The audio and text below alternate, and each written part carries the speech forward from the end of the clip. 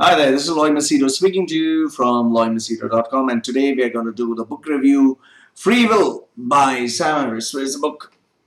Free Will by Sam Harris. Here's the book. Now, this book by itself turned out to be a pretty complex book. To tell you very honestly, when you're writing on something like free will, you really have to have the mind, the logic, the ability to reason out and to present your views.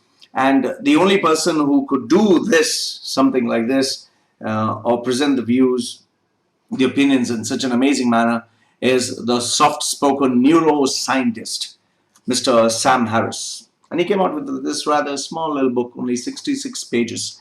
So what is this book about? It's about explaining that free will is actually an illusion. He doesn't mean like our lives are predestined by the gods, or it is dependent on the lines on our hand, or we have to submit ourselves to fate. Rather, what he says is it is the sum total of all the biological, emotional, environmental, physical, all these factors that play into our lives, and our responses to each and every change that is part of our lives, actually. Pretty hard if you actually look at it, maybe because I'm sleepy or because this book is a little hard to express in words. But I think this book does have a point. He gives the example of, he gives an example, a gentleman killed someone, okay, he killed someone. And what is your response? Then a young child killed someone, what is your response? And then a very, very, very young child killed someone, what is your response?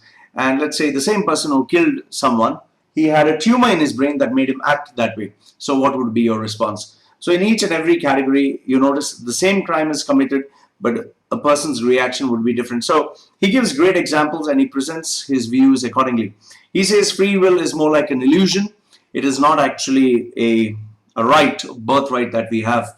And as long as we are aware of this illusion, I think it helps. Now, the examples are pretty great. The logic is pretty good.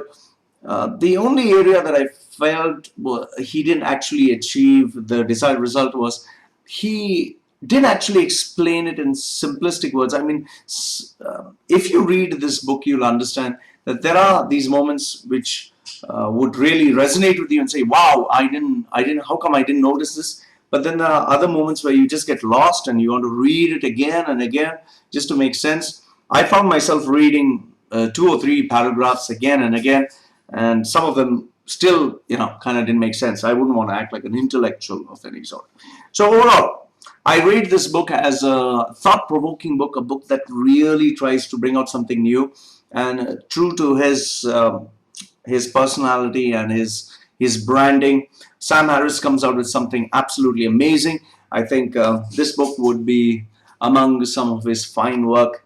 But the only area of contention or the difference would be that I think he could have done maybe a little bit more better, but then it's easier said than done. Having said that, I rate this book perfect. How much should I give it?